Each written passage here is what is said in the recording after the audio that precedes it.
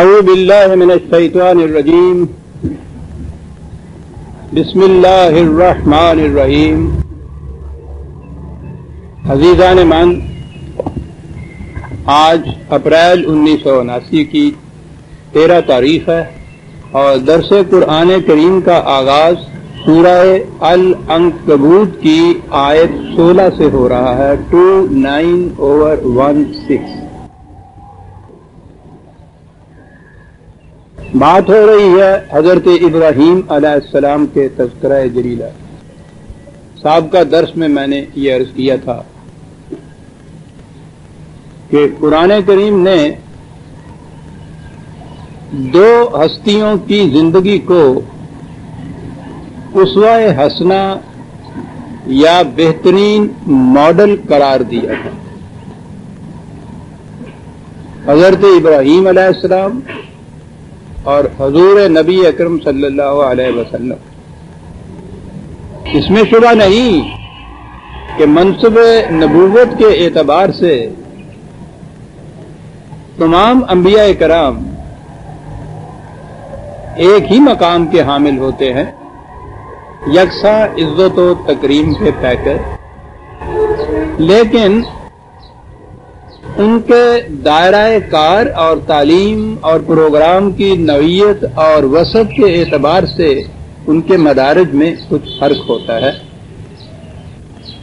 اور اسی اعتبار سے اللہ تعالیٰ نے ان دو ہستیوں کی زندگی کو جو ماڈل قرار دیا تو اس لیے کہ انسانی زندگی کے مختلف گوشوں میں انہوں نے جس حسن کردار اور رفعت سیرت کا ثبوت دیا تھا وہ واقعی ایک ماڈل کی حیثیت رکھتی ہے،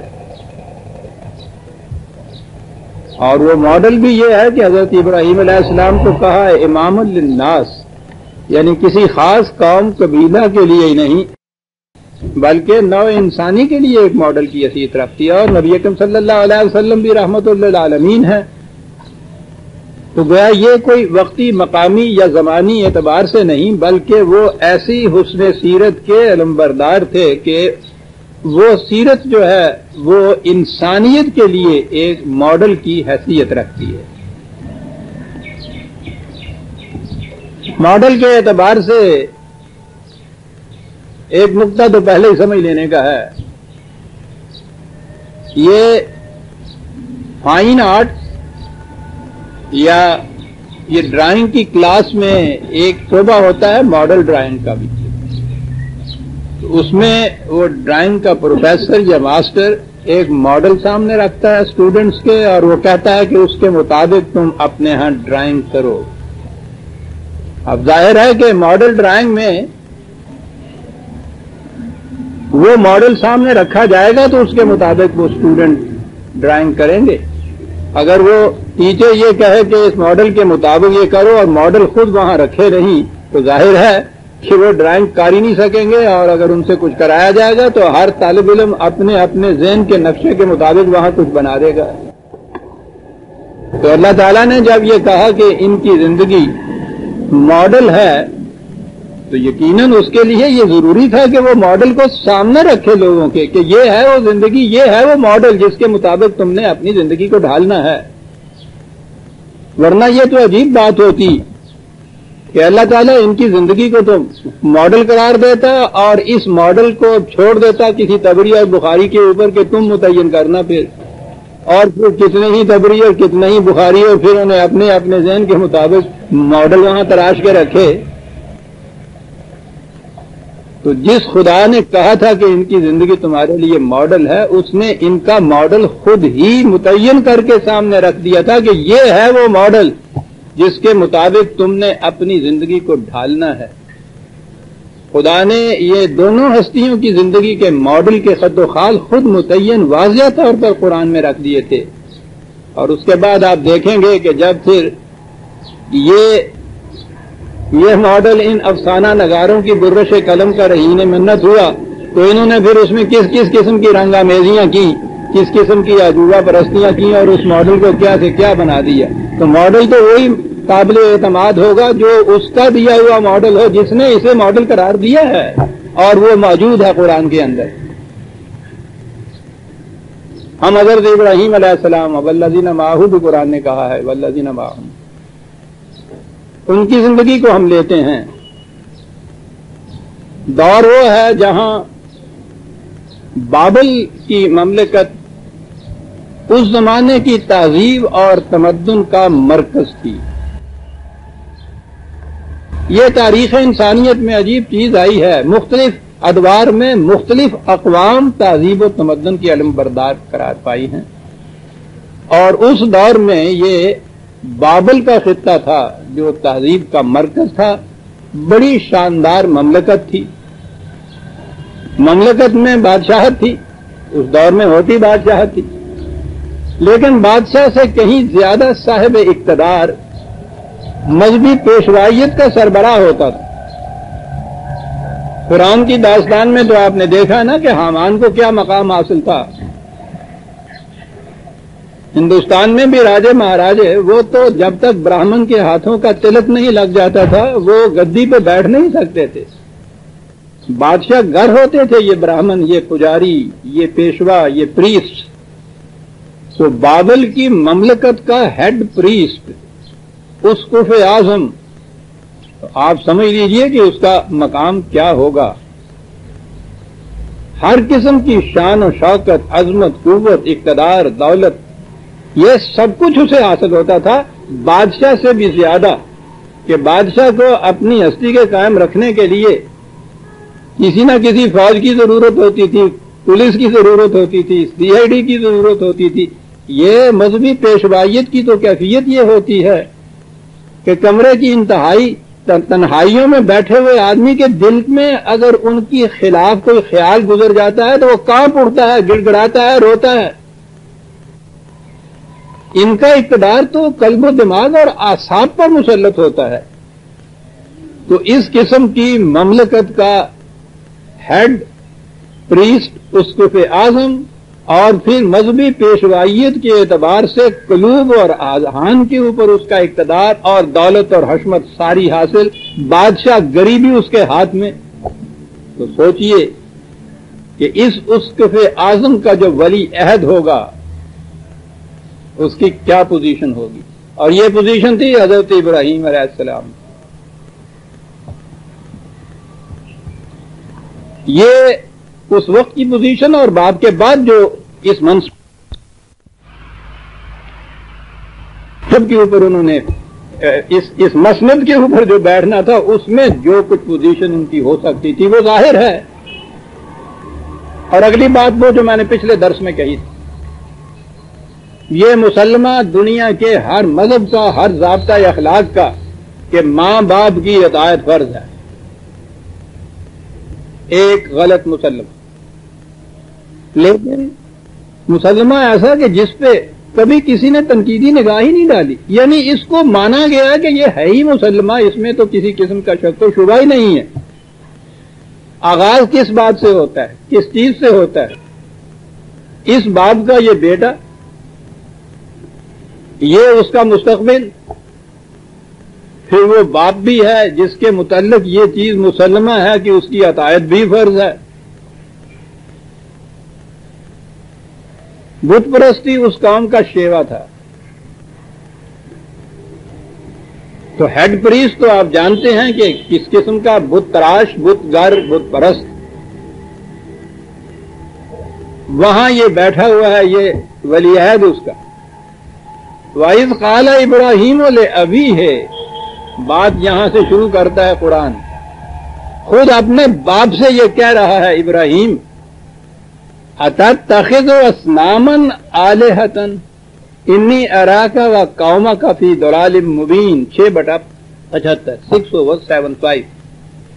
باپ سے کہتا ہے کہ قبلہ من، ذرا سوچئے تو صحیح، یہ کیا روش زندگی ہے کہ ایک پتھر کو تم اپنے ہاتھوں سے تراشتے ہو، اسے خود ایک شکل دیتے ہو، ایک حیت دیتے ہو. اس کی وہ شکل اور حیت جو ہے تمہارے پیشے کی، تمہارے ہنر کی رہین منت ہے. ایک غلط ہاتھ اگر اس کو لگا دو تو ناک اڑ جائے اس کی. اس کا خدا بننا تو ایک طرف رہا، 2 ٹکے کا بت بھی کوئی نہ اسے خریدے. یعنی وہ اس کی ہستی، اس کی شکل و صورت، اس کا بت ہونا، اس کا خدا ہونا تمہارے ہاتھوں کا رہین منت، اپنے ہاتھوں سے اس کے یہ کچھ بناتے ہو اور اس کے سامنے پھر سجدہ ریز ہوتے ہو. کیا ہو گیا تمہاری مت کو؟ باپ سے کہہ رہا ہے بیٹا.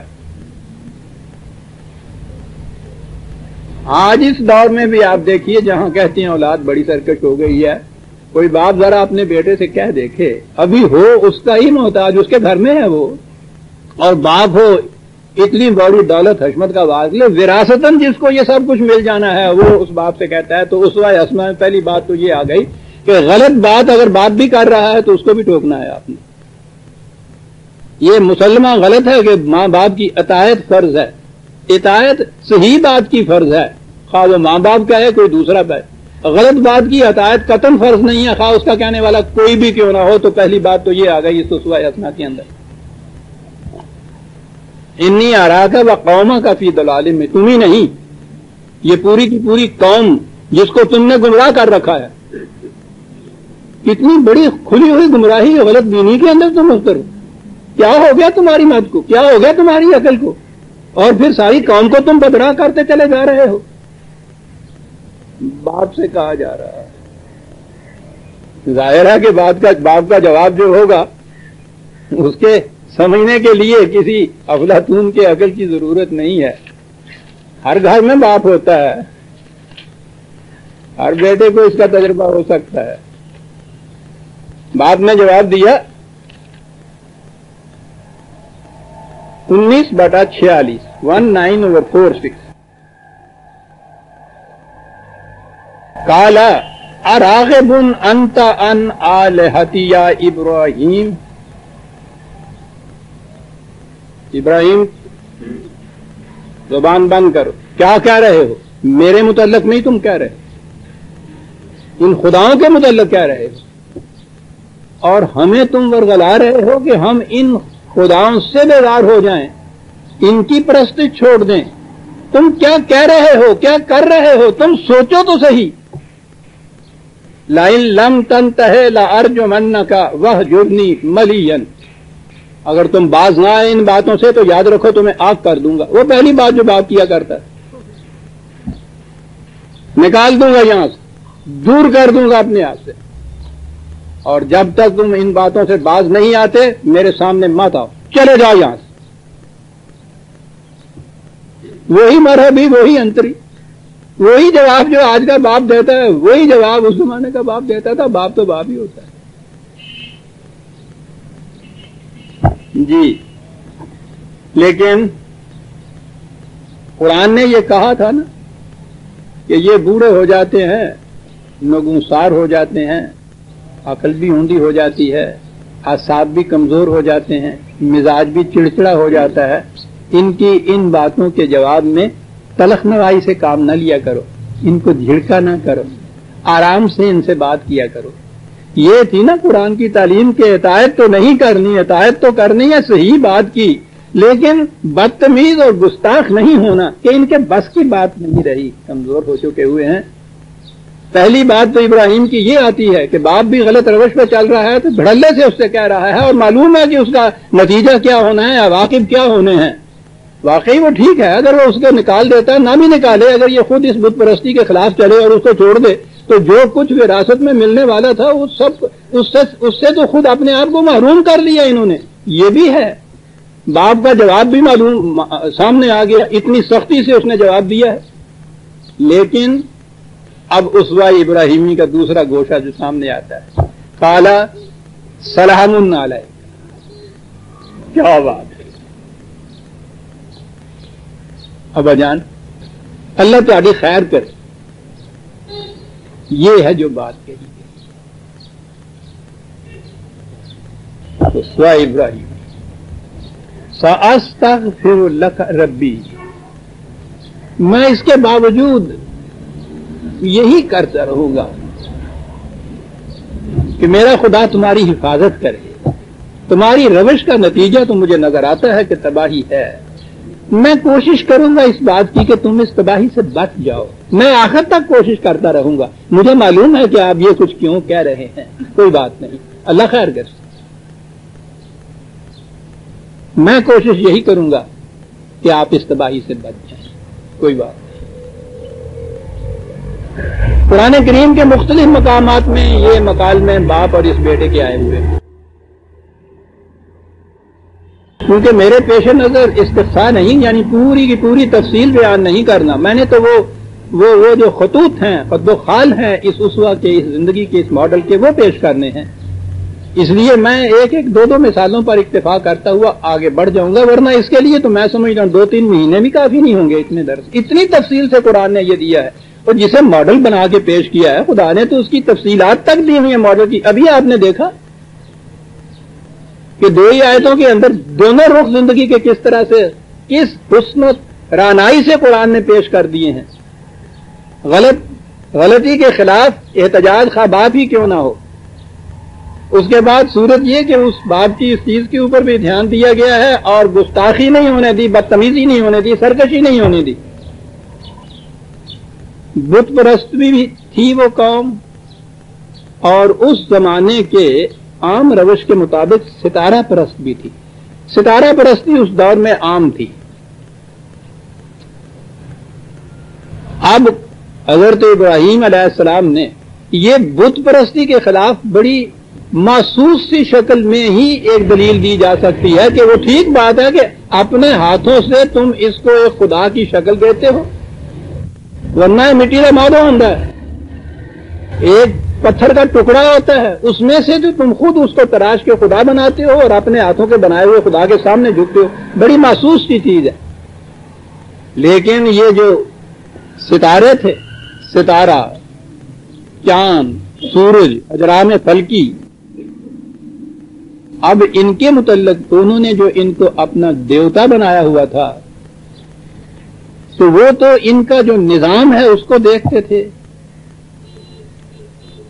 آج کے دور میں یہ بات آسان ہے، اور ہم نے کبھی غور بھی اس پہ نہیں کیا کہ یہ ستارے کس طرح اپنے وقت پہ طلوع ہوتے ہیں، کس طرح چمکتے ہیں، کس راستے سے یہ اپنے منازل طے کرتے ہیں، کس طرح سے غروب ہوتے ہیں، کون سا تارا قطب کا ہے کہ جو اپنا مقام ہی نہیں چھوڑتا، چاند منازل کیسے طے کرتا ہے، سورج کس طرح سے مشرقین میں گرمیوں کی انتہا میں جون میں کہاں سے نکلتا ہے، دسمبر میں کہاں سے وہ طلوع ہوتا ہے، کن راستوں میں جاتا ہے. آج یہ چیز ہمارے ہاں کا 4th-5ویں جماعت کا طالب علم جانتا ہے، لیکن اس دور کا تو بڑے سے بڑا دانشور بھی نہیں یہ بات سمجھ سکتا تھا.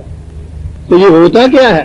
تو سیدھی سی بات ہے کہ وہ انہیں خدا نہ سمجھتا تو اور کیا سمجھتا. یہ تو وہی کی تعلیم تھی نا جو یہ بتا رہی تھی کہ یہ خدا نہیں ہو سکتے. اب یہ مقام آتا ہے کہ قوم کو یہ سمجھانا ہے کہ یہ خدا نہیں ہو سکتا. اب ہمارے ذہن میں تو یہ ہے نا کہ خدا کی طرف سے وہ کہ آگ لینے کو جائے پیغمبری مل جائے، یعنی نبی کے اپنے اندر کوئی اس قسم کی خصوصیت خوبی وغیرہ کچھ نہیں ہوتی، بس وہ تو ایک مشین سا ہوتی ہے، پروڈکٹ سا ہوتا ہے، خدا اس کو کوئی بات کہہ دیتا ہے وہ آگے پہنچا دیتا ہے. یہی بات نہیں ہوتی. بہت بڑا معلم تھا یہ، اور معلم کو تو خود تعلیم کے بلند ترین مقام کے اوپر ہونا چاہیے. اب دیکھیے قرآن کس طرح سے بتاتا ہے کہ قبل اس کے کہ وہ نبی ان کی اس غلط روش کے خلاف احتجاج کرے، انہیں سمجھائے کہ ان کی کیفیت کیا ہے، خود اس نبی کو یہ علم کتنا حاصل کرنا پڑتا تھا، جبھی جا کے بات کر سکتا ہے نا دوسروں کے ساتھ.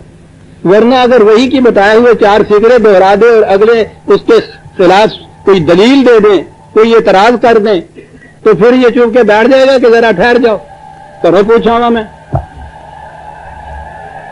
مقام نبوت عجیب چیز ہے، وہی تو اس کی اپنی محنت اور کاوش اور فکر کا نتیجہ نہیں ہوتا. وہی کو پیش کرنے کے لیے جس حکمت کی ضرورت ہوتی تھی اس مقام بلند کے اوپر نبی ہوتا تھا. اسی لیے قرآن نے کہا کہ قبل اس کے کہ یہ اپنی قوم سے ان ستاروں کے متعلق کوئی گفتگو کرتا اور بتاتا کہ وہ خدا نہیں ہو سکتے. وَكَذَلِكَ نُرِي إِبْرَاهِيمَ مَلَكُوتَ السَّمَاوَاتِ وَالْأَرْضِ وَلِيَكُونَ مِنَ الْمُوقِنِينَ. کیا بات ہے! خود ابراہیم نے اس کائنات کے اندر یہ جس قدر بھی یہ فطرت کے مظاہر کار فرما ہوتے ہیں، جس طرح سے سرگرم عمل ہوتے ہیں، یہ کیا کیا ہوتا ہے، خود ابراہیم نے ان چیزوں کے اوپر غور و فکر کیا اور یہ چیزیں ان کے اوپر منکشف ہوئی اس کے اوپر کہ یہ کس طرح سے کاروبار چل رہا ہے۔ یہ کچھ کرنے کے بعد جب اسے یقین ہو گیا والے یقونا من الموقنین، خود یقین ہو گیا کہ یہ کیسے ہو رہا ہے، تو پھر بات کی اس نے جا کے ان سے۔ دیکھتے ہیں ماڈل، قبل اس کے کہ آپ دوسروں کی کسی غلطیوں کے اوپر احتجاج کریں، اس کی تصحیح کے لیے کچھ کوشش کرنا چاہیں، ان کے احتجاج اس کے متعلق کچھ اعتراض کریں، آپ کو خود کمپیٹنٹ ہونا چاہیے اس سبجیکٹ کے اوپر، جب آپ بات کر سکتے ہیں دوسرے سے۔ لیکن آپ سمجھیے کہ انہی انبیاء کے نام لینے والے بعد میں ان کی کیفیت کیا ہوتی ہے۔ نبی کی یہ صورت ہوتی ہے، اور نبی جو اسوہ حسنہ پیش کرتا ہے اپنا، وہ یہ ہے کہ اس کے نام لینے والے اس کے متبع جو ہے اپنی زندگی کو جب اس ماڈل میں ڈالیں گے تو ان کے لیے ضروری ہے کہ جس سبجیکٹ کے اوپر دوسرے سے بات کرنی ہے اس سبجیکٹ کے اوپر وہ کمپیٹنٹ ہونا چاہیے ان کو، جبھی وہ معلم ہو سکتا ہے، جبھی وہ معترض ہو سکتا ہے، جبھی وہ مصلح ہو سکتا ہے۔ تو قرآن کہتا ہے کہ پہلے ابراہیم نے خود ان چیزوں کے اوپر غور و فکر کیا اور معلوم کیا کہ یہ کارگاہ کائنات چل کیسے رکھتا ہے۔ والے یقونا من الموقنین، یہ بڑی چیز ہے جو قرآن کہہ گیا کہ خود پہلے یقین ہونا چاہیے کسی بات کرنے سے پہلے، پھر دوسرے سے بات کرنی چاہیے۔ اور یہ کچھ کرنے کے بعد اب آیا ابراہیم صلی اللہ علیہ السلام قوم کے سامنے۔ فلما جن علیہ اللیل، اسی سورہ انعام کی 6 جو ہے میں نے پہلے کہا وہ 76 تھا، 6/76، اس سے آگے ہے یہ 77 اور آگے آیات آتی ہے۔ فلما جن علیہ اللیل رأى کوكبا، اب یہاں سے پھر ایک اور بات سن لیجیے۔ قرآن نے آخر میں جا کے یہ کہا ہے کہ یہ وہ دلائل تھے جو ابراہیم نے دیے ان لوگوں کے خلاف اور جن کا جواب ان سے نہیں بن پڑا۔ اس کو عربی زبان میں ایک لفظ ہے حجت جسے کہتے ہیں، ایسی دلیل جس کا جواب نہ بن پڑے۔ تو گویا یہ بات جو تھی دھاندلی سے منوانے کی نہیں تھی، دلیل و برہان سے منوانے کی تھی۔ تو اس اسوہ حسنہ میں دوسری چیز ہمارے سامنے یہ آئی کہ جس پرابلم یا مسئلہ کے متعلق آپ نے دوسروں کی اصلاح کرنی ہو، ان سے بات کرنی ہو، پہلے خود اس کے اوپر کمپیٹنٹ ہو جائیے، پھر دوسرے سے بات کیجئے تو دھاندلی سے نہیں، دلیل و برہان کی روح سے بات کرنی ہوگی۔ سمجھانے کا طریقہ آپ دیکھیے ابراہیم علیہ السلام، رات ہوئی، ستارہ نکلا چمکتا ہوا، اشارے کرتا ہوا آنکھوں سے، اپنی تابانیوں اور رعنائیوں سے دلوں کو لبھاتا ہوا، قال ھذا ربی، اچھا انہوں نے کہا، اس کی پرستش کرنے لگے تھے، انہوں نے کہا ابراہیم نے کہ اچھا تم یہ کہتے ہو کہ یہ ہے میرا رب۔ اسی وقت کچھ نہیں کہا، کہا ذرا رک جائیے، ٹھہر جائیے، یوں ہی بحث میں نہیں الجھ گئے کہ تمہاری ایسی کی تیسی، تم اس کو بادشاہ کہتے ہو، تم اسے یہ کہتے ہو، میں ہوں گاڑی آپ سوال ہی نہیں ہے، یہ اسوہ نہیں ہے۔ کہا رک جائیے، ٹھہر جائیے۔ فلما افل، جب وہ غروب ہو گیا تو کہا کہ بھئی ہاں وہ جو تم کہتے تھے نا کہ یہ ہے وہ خدا، تو وہ ہے کہاں ہے وہ خدا؟ وہ فلما افل،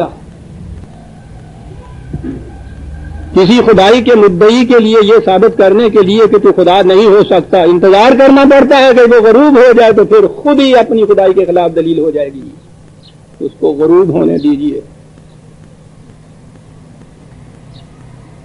جب تک وہ تابانیوں کا مالک ہے، چمکتا ہے، آپ کی دلیل نہیں مانے گا۔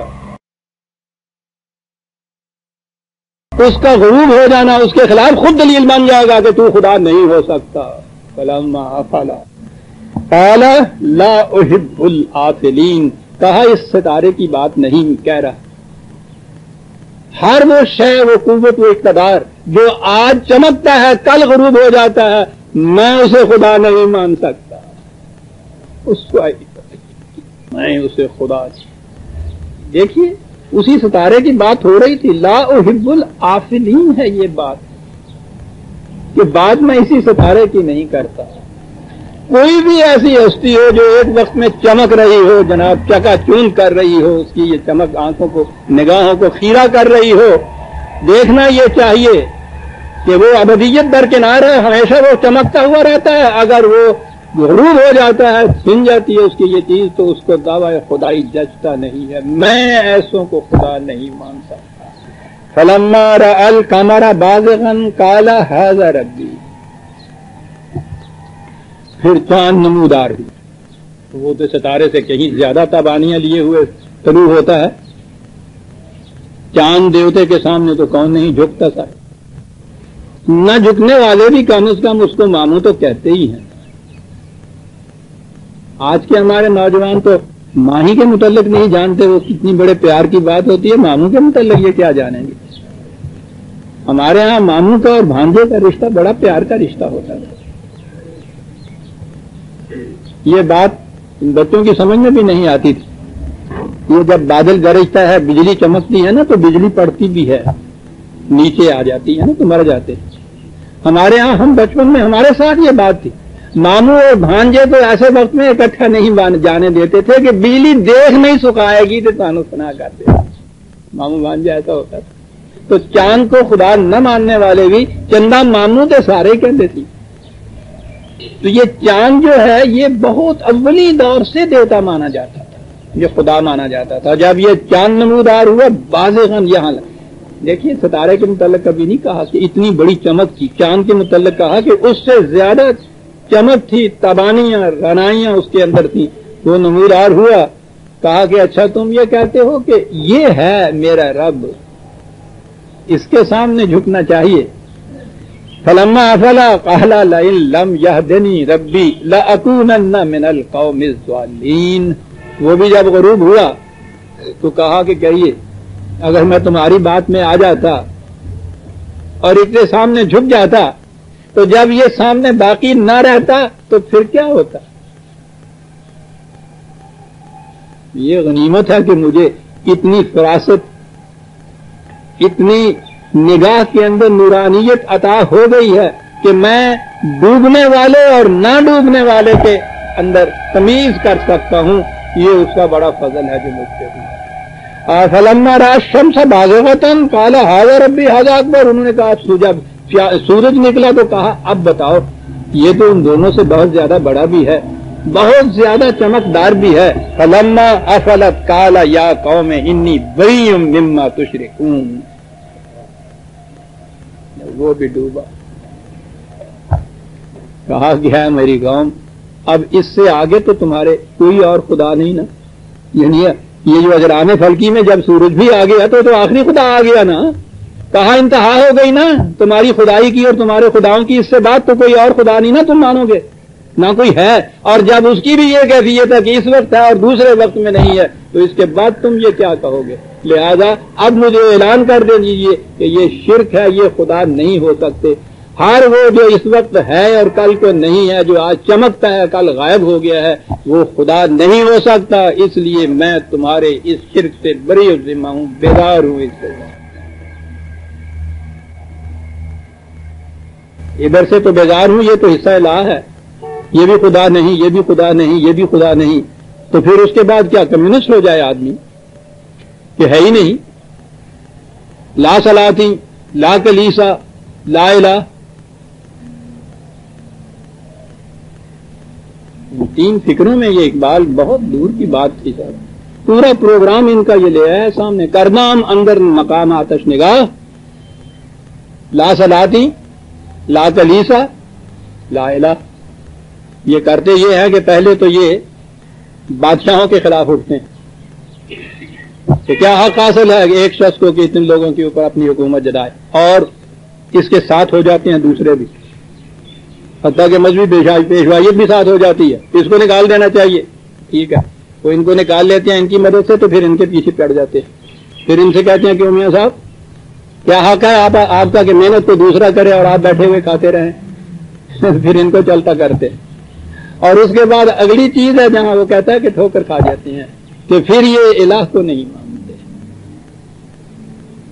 اس نہ ماننے سے لا یا ویکیوم پیدا ہوتا ہے زندگی میں. اور اقبال کہتا ہے کہ زندگی کبھی ویکیوم میں جیتی نہیں ہے. انسان کچھ ایسا واقعہ ہوا ہے کہ اگر خدا پہ ایمان چھوڑ دے تو شیطان پہ ایمان لے آتا ہے. ایمان اس نے لانا ہوتا ہے. تو اب یہ انہوں نے کہہ دیا کہ سورج آخری تمہارے ہاں کا خدا ہے جو آ گیا اور اس کے بعد ختم ہو گیا. تو اب تو اس سے بڑا کوئی اور آنے والا نہیں ہے. یہاں تم ختم کر دے تو یہ لا کا حصہ ہو گیا. کہا کہ انی وجہت وجہی للذی فطر السماوات والارض حنیفا وما انا من المشرکین. اس لا کے بعد میں اپنی پوری توجہات کا مرکز اسے بناتا ہوں. دیکھیے آپ عزیزان من کس ربط میں بات چلی آ رہی ہے. یہاں کون سا خدا کہا اس خدا کو میں اپنی توجہات کا مرکز مانتا ہوں جس نے یہ ستارے بنایا, یہ چاند بنایا, یہ سورج بنایا, یہ کائنات بنائی. جناب فطر السماوات, اور بنائی یہ نہیں کہ پہلے سے کوئی مٹیریل موجود تھا اس سے اس نے گھڑ کے بنا دی. تمہارے پاس پتھر اگر نہ ہو تو تم اپنا خدا بت بنا نہیں سکتے. فطر, یہ ہے قرآن, یہ ہے عزیزان من یہ دلائل ابراہیمی. اس خدا کو میں خدا مانتا ہوں کہ جو کچھ نہ سے یہ کچھ بنا سکتا ہے. اور یہ خدا کے جو بنے ہوئے بھی اس وقت ہیں اور دوسرے وقت میں ڈوب جاتے ہیں. ذرا مقابلہ کر کے تو دیکھو میرے خدا کا اور ان خداؤں کا. وجہت وجہی للذی فطر, حنیفن کے معنی ہوتا ہے ہر طرف سے منہ موڑ کر, رخ موڑ کر, ناک کی سیر جسے کہتے ہیں, ادھر ادھر دیکھے بھی نہ انسان. کہا اس کے بعد تو اس کی بھی ضرورت نہیں کہ میں یہ کھڑا ہو کے کہیں دیکھوں کہ شاید یہ خدا ہو جائے اور شاید وہ خدا ہو جائے. میں اپنی توجہات کا مرکز اس ذات کو, اس ہستی کو بنا رہا ہوں جس نے اس پوری کائنات کو عدم سے وجود میں لایا, بغیر کسی پہلے سابقہ میٹیریل سے ان کو وجود میں لے آیا. وہ ہے خدا کہلانے کے قابل. سمجھیے یہ ہے وہ چیز. وحاجہ کام بات ساری دلیل کے روح سے, دلائل سے اس پہ پہنچاتا ہے. اور دلیل وہ حجت ہے کہ جس کے خلاف دلیل نہیں دی جا سکتی. کیا دلیل دیں گے جب وہ دیکھیں گے کہ واقعی اس وقت تھا اور ڈوب گیا, غروب ہو گیا. کیا دلیل دیں گے جب وہ کہتا تھا کہ آخری بھی تمہارا یہ جو تھا شمس اور سورج وہ بھی طلوع ہوا اور غروب ہو گیا. اس کے بعد کیا, شمس کے بعد تو تھا ہی نہیں ان کا دیوتا. آپ دیکھتے ہیں کہ دلائل قرآن کریم نے بتائے ہیں 3 درجے. قد ارسلنا رسلنا بالبینات, اس نے کہا ہے کہ ہم نے اپنے رسولوں کو بھیجا پہلی چیز دلائل کے ساتھ. دلائل کی روح سے وہ لوگوں کو قائل کرتے تھے, غلط اور صحیح میں امتیاز دکھاتے تھے. والکتاب, پھر اس کے بعد ہم نے ضابطۂ قوانین دیا. دلائل سے قائل کرنے کے بعد قانون آتا ہے. دلائل سے قائل کیے بغیر جو قانون ہوگا وہ دھاندلی ہوگی. قانون وہ ہے جسے قلب و دماغ صحیح تسلیم کرے. تو پہلی چیز جو آتی ہے انبیاء کرام کا جو مسلک ہے حق کو پیش کرنے کا, دلائل کا مسلک. آپ بغیر دلائل و براہین کے عزیزان من کسی کو قائل کر ہی نہیں سکتے. اور قائل ہونا یعنی دل و دماغ کا رضامند ہونا کسی بات کے اوپر, اسی کو تو ایمان کہتے ہیں. دلائل کے ذریعے سے یہ کچھ ہوتا ہے. اب یہاں سے بات کٹ گئی جب, تو یہ کوئی چھوٹی بات نہیں تھی جو انہوں نے کی. وہ جو بت تھے ان کے خلاف تو باپ سے بات شروع کر دی. ستارے تھے جن کی پرستش کرتے تھے, ان دیوتاؤں کے خلاف اس طرح دلائل و براہین سے قوم کو انہوں نے لاجواب کر دی. تو چرچا تو ہونا تھا. چرچا ہوا, کہاں تک بات پہنچی؟ بات تو انتہا تک پہنچاتے ہیں نا یہ پریس, بادشاہ سلامت تک. کہ قیامت آ گئی مملکت کے اندر. آپ نے کچھ سنا بھی ہے, کچھ معلوم بھی کیا ہے, ہو کیا رہا ہے. سب سے بڑے پروہت کا بیٹا, پہلے تو یہ ہمارے ان بدھوں کے خلاف یہ کچھ کیا تھا, اب یہ جو ہمارے اجرام فلکی ہمارے دیوتا ہیں وہ ان کے خلاف سب تبلیغ کرتا پھرتا ہے, اور وہ ایسی باتیں کرتا ہے لاجواب کر دیتا ہے. بلائیے اس کو. عزیزان من، بادشاہ وہ جسے نمرود کہا جاتا ہے، وہ تو فرعون تھا نا، جس نے کہا تھا کہ انا ربکم الاعلی، میں ہوں تمہارا ان داتا. وہ بھی ایک دکھتی ہوئی رگ تھی. یہ اس سے بھی آگے جاتا ہے. الم تر الی الذی حاج ابراہیم فی ربہ، کہا کہ تم نے اس بادشاہ کی داستان پر بھی غور کیا جس نے ابراہیم کے ساتھ یہ حجتیں شروع کی. وہی بات جو میں نے ابھی کی ہے. ایک ٹکڑا ہے، اس میں 4 لفظ ہیں. پہلے اس دلیل کو لے آؤں تو پھر بتاؤں گا یہ 4 لفظ کیا ہیں. ان 4 لفظوں کے اندر تو ساری جان ہے اس بات کی جس کے لیے قرآن نے دہرایا اس کو. اذ قال ابراہیم رب الذی یحیی و یمیت، اس نے پوچھا کہ تم جو ان کو خدا نہیں مانتے، جس خدا کو تم خدا مانتے ہو اس کی خصوصیت کیا ہے؟ اس نے کہا کہ وہ خدا وہ ہے جو زندگی دیتا ہے، جو موت دیتا ہے. زندگی اور موت جس کے اقتدار کے اندر ہے. تو انتہا والی بات تھی نا جو کہی کہ میں تو اس خدا کو خدا کہتا ہوں اور اس کو منواتا ہوں جو زندگی اور موت جس کے ہاتھ میں ہے. سنیے عزیزان من، قال انا احیی و امیت، زندگی اور موت میرے ہاتھ میں ہے. جس موت کی سزا پانے والے کو چاہوں چھوڑ دوں، جس کو چاہوں پھانسی کی تخت. زندگی انا احیی. قرآن عزیزان من عربی جاننے والے جانتے ہیں انی کے معنی بھی وہی ہوتے ہیں، انا بھی وہ. لیکن انی تو ہوتا ہے جہاں کچھ تھوڑا سا انکسار ہوتا ہے کہ میں یہ انا، ہم یہ جانتے ہیں، ہم یہ کہتے ہیں. دیکھا یہ بادشاہ کی زبان ہے. انا احیی و امیت، ہمارے ہاتھ میں ہے موت اور زندگی افراد کی. اب وہ 4 لفظ آئے اور اس میں قرآن نے عزیزان من، جسے میں کہا کرتا ہوں نا، تت کڈ کے رکھ دیتا، ساری بات بیان کر دی. کہا یہ نخوت، یہ تکبر، یہ تمرد، یہ کیوں تھا اس کو، یہ کس برتے پہ یہ کچھ کہتا تھا. اس لیے کہ ان عطاہ اللہ الملک، بادشاہت جو حاصل کی، حکومت کا نشہ تھا یہ. کسی دلیل کی بنا پہ نہیں کہہ رہا تھا، امر واقعہ نہیں بیان کر رہا تھا. صرف ایک دلیل تھی، حکومت ہمارے ہاتھ میں، اقتدار ہمارے ہاتھ میں ہے.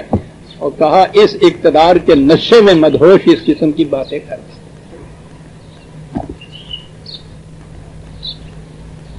اسوہ ابراہیمی دیکھا. کبھی شرابی سے گفتگو کرنے کا موقع آپ کو ملا ہے؟ اچھی بھلی معقول بات اس سے کہیے تو وہ کہنا سانو کون کہنے والا ہے. اب آپ اس کو اگر دلیل کی روح سے اسی انداز سے شروع کریں تو بے فائدہ چیز ہے. جو نشے میں مدہوش ہے اس کو اس لائن کے اوپر اس کا جواب دیا جا سکتا تھا. لیکن اسوہ ابراہیمی یہاں مقصد مناظرہ جیتنا تو تھا نہیں، مقصد تو اسے لاجواب کرنا تھا. اب وہ فوراً اس لائن کو چھوڑتے ہیں کہ جس کے متعلق وہ دیکھتے ہیں کہ یہ کیا کہہ گیا، کیا کہنا چاہتا ہے، اور ہو سکتا ہے ابھی ثابت کر کے بتا دے کہ یہاں جو سامنے کھڑا ہے اس کو تلوار کا حکم دے، مار دے اس کو، مار دے. تو یہ وہ دلیل پیش کر دے گا، ثبوت پیش کر دے گا اپنے دعوے کا. ابراہیم وہاں کھڑے ہوئے کہنے لگے نشے میں باتیں کر رہا ہے. کہا بات اچھی. قال ابراہیم فإن اللہ یأتی بالشمس من المشرق فأت بها من المغرب. کہا میرا خدا وہ ہے جو سورج کو مشرق سے نکالتا ہے، تمہاری خدائی اگر ہے تو اس کو کل مغرب سے نکال کے بتاؤ. جی وہ نظری دلیل تھی جسے وہ یہ ثابت کرنا کہ موت اور حیات قانون خداوندی سے وابستہ ہے، یہ ایک نظری چیز ہے جو اسے ہی سمجھائی جا سکتی ہے جو دلیل و حجت کو سمجھنا چاہے. محسوسات میں یہ بات نہیں آتی، محسوسات میں اس کے حق میں بات جاتی تھی کہ وہ ابھی مروا دے گا. سمجھے یہ کہ اس کو محسوس دلیل دینی چاہیے. یہ نظری اور تعلیمی بات نہیں مان سکتا، دماغی ٹھکانے نہیں ہے، مدہوش ہے. کہا بہت اچھا صاحب، اگر آپ کی بادشاہی کا اقتدار اتنا بڑا ہے تو یہ سورج مشرق سے نکلتا ہے، میں کہتا ہوں یہ میرا خدا ادھر سے نکالتا ہے. ٹھیک ہے، اب تمہاری خدائی اتنی بڑی ہے تو اس کو کل ذرا مغرب سے نکال کے تو بتا دیجئے. کیوں جی ہے دعویٰ اس کا ٹھیک ہوا؟ شرط بچتے ہو آپ سے کل تک کے لیے. بہت اللہ جی کافر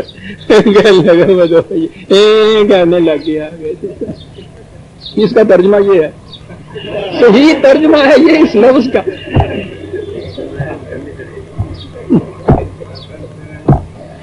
ہاں 2/258 258. کیا بات ہے عربی زبان کی، ہو کیا بات ہے قرآن کی. دنیا مل کے لگ گیا منہ کدے آیا بالکل بہت اللہ جی کا. لیکن واللہ لا یہدی القوم الظالمین. کہا صحیح بات تو وہی مانتا ہے جو عقل ہوش جس کی ٹھکانے پہ ہو. جس کی عقل ہوش ٹھکانے نہ ہو تو صحیح بات مانتا گیا بہت اللہ جی تو ہو گیا دنیا کرنے لگ گیا. ریا ہوتے تھا ہوتے ہی کیونکہ دماغ ٹھکانے نہیں تھا. اسوہ ابراہیمی دیکھ رہے ہیں عزیزان ایمان. مولوی صاحب ہوتے مناظر ہوتے تو اس بات کے اوپر رات سے صبح کر دیتے دلیلیں دے دے کے. اس کا بھی وقت ضائع کرتے اپنا وقت بھی ضائع کرتے اور کسی بات پہ پہنچتے ہی نہیں. یہ ہے فراست مومن کہ جب دیکھا کہ یہ شخص مدہوشی کی باتیں یوں کر رہا ہے اس طرف اس کو لائیے کہ جس کا جواب ہی اوڑ نہ سکے اور بات بھی وہ حق کی ہو. یہ بات نہیں ہے کہ وہ غلط بات بنا کے غلط دلیل دی، حقیقت ہے ٹھیک ہے یہ بات ہے نکالو.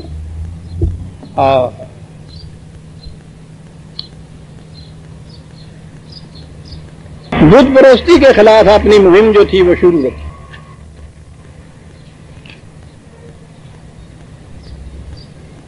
عزیزان ایمان میں نے ابھی عرض کیا ہے کہ یہ وہ اس ماڈل کے اس خد و خال ہیں جو خود خدا نے بیان کیے ہیں.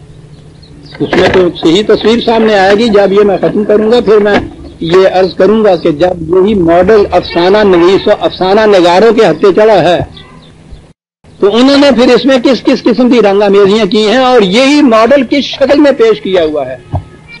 اور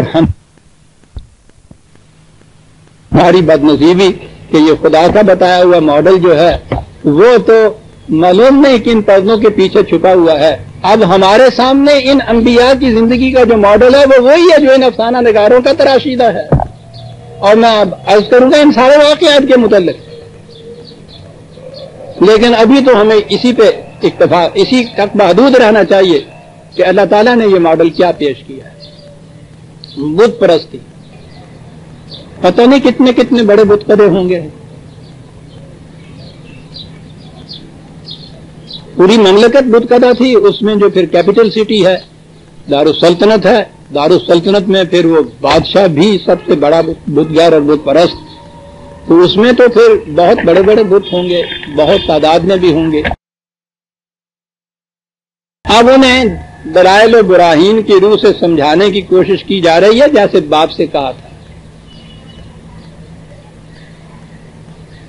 کہ ان کی تو جو حیت موجودہ شکل موجودہ جو ہے وہ تمہارے ہی پیشے کی رہی منت ہے. بڑی عمدہ دلیل ہے یہ. لیکن عقیدت مندی تو دلیل کو ماننے نہیں دیتی. یہ بھی نشہ ہوتا ہے اگرچہ نشے اور نشے میں فرق ہوتا ہے. حکومت کا نشہ تو شرابی کا نشہ ہوتا ہے. یہ جو عقیدت مندی کا نشہ یہ افیون کا نشہ ہوتا ہے. نتیجے کے اعتبار سے تو دونوں ہی ایک جگہ ہوتے ہیں. دلیل نہ وہ مانتا ہے نہ یہ مانتا ہے. نشے کے معنی یہ ہے کہ وہ سمجھنے سوچنے دلیل و حجت کا جو سوئچ ہے آف کیا جاتا ہے. اب وہ دو شکلیں ہیں نا. میں نے کہا شراب میں بھی ہوتا ہے. اس میں یہ ہوتا ہے کہ انا وہی امید. افیون کے نشے میں وہ چڑیا بھی اڑتی ہے تو کہتا بڑی بڑی مرغیاں اڑ رہی ہیں آج یہاں. اس کو چڑیا بھی مرغی نظر آتی ہے. حقیقت نہ اس کے سامنے ہوتی ہے نہ اس کے سامنے ہوتی ہے. نشوں کی قسمیں ہوتی ہیں. ارادت مندی کا پیشوائیت کا نشہ یہ ہوتا ہے. یہ ان پتھر کی مورتیوں کو خدا بنا بیٹھے. اب دلائل و براہین کے بعد محسوس شکل میں ان کو بتانا تھا کہ یہ بے بس ہیں. یہ بات تھی جو بتانی تھی کہ یہ بے بس ہیں. چھپا کے بات نہیں رکھی. یہ شیوا نہیں ہے مومنانہ یا پیغمبرانہ. کہ دھوکہ دیا جائے کسی کو. کہا کہ یوں نہیں مانتے ہو نا تم. وَتَاللَّهِ لَأَكِيدَنَّ أَصْنَامَكُمْ بَعْدَ أَن تُوَلُّوا مُدْبِرِينَ. کوئی بات نہیں, تم نہیں مانتے نا, کہہ رہے ہو کہ یہ بڑے صاحب اقتدار ہیں, قوت ہے, جس کے خلاف ہو جائیں یاد رکھو بھسم کر دیتے ہیں, راکھ بنا دیں گے. تم ان کے خلاف گستاخیاں کرتے ہو. کوئی بات نہیں, میں دیکھ لوں گا کہ ان کی کتنی قوت ہے, کتنی طاقت ہے, کس طرح سے یہ مجھے راکھ بناتے ہیں. تم جب یہاں نہیں ہوگے نا, یہاں ہوگے تو پھر تو بات ایسی نہیں ہوگی نا, پھر تو مقابلہ تمہارا اور میرا ہو جائے گا. ایسا وقت کہ جب تم نہ ہو اور یہی ہوں جو تمہارے نزدیک اتنی بڑی قوتوں کے مالک ہیں کہ جن کے دل میں ان کے خلاف گستاخی کا کلمہ آئے اسے بھسم کر دیتے ہیں. یہ ہوں اکیلے اور میں ہوں اکیلا, اور پھر ہم دیکھیں طاقت آزما کے. ادھر آپ آ رہے ہنر آزمائیں, تو تیر آزما, ہم جگر آزمائیں. اس وقت پھر میں دیکھوں گا کہ ان کی قوت کہاں ہے. یہ بڑی چیز ہے نا کہ جب تم نہ یہاں ہوگے, وہ ہوں تو پھر یہ لڑتے تو یہ ہیں, اور اس کے بعد فتح جو ہوتی ہے وہ ان بتوں کی ہوتی ہے, خداؤں کی ہوتی ہے. وَتَاللَّهِ لَأَكِيدَنَّ أَصْنَامَكُمْ بَعْدَ أَن تُوَلُّوا مُدْبِرِينَ. اور یہ اعلان کیا ہے, دھوکہ نہیں دیا ہے. فَجَعَلَهُمْ جُذَاذًا إِلَّا كَبِيرًا لَهُمْ لَعَلَّهُمْ إِلَيْهِ يَرْجِعُونَ. کیا الفاظ ہے قرآن کے, کس طرح نقشہ کھینچتا ہے. کہتا وہ گئے کسی میلے میں, دوسری جگہ ہے, اشنان کرنے کے لیے ہردوار پہنچے ہوں گے. پیچھے یہاں کوئی ایسا تھا نہیں. یہ گئے اور یہ جو چھوٹے بت تھے, کسی کا بازو توڑا, کسی کی ٹانگ توڑی, کسی کا سر توڑا, اور جو سب سے بڑا ان کے ہاں کا مہالنگم تھا اس کو رہنے دیا اسی طرف, یا جیسے کہا جاتا ہے وہی تیشا جو تھا وہ اس کے ہاتھ میں دے دیا. بہرحال اس کو چھوڑ دیا اسی طرح سے. یہی بات بتا دی کہ یہ ایسا کیوں کیا تھا. ابھی بات آتی الہ یرجعون. قالوا من فعل هذا بآلهتنا انه لمن الظالمین. اب وہ آئے اور آ کے انہوں نے جب یہ حشر دیکھا وہاں, اگر نشے میں نہ ہوتے تو بات سمجھ میں آ جاتی کہ جن کی بے بسی کا یہ عالم ہے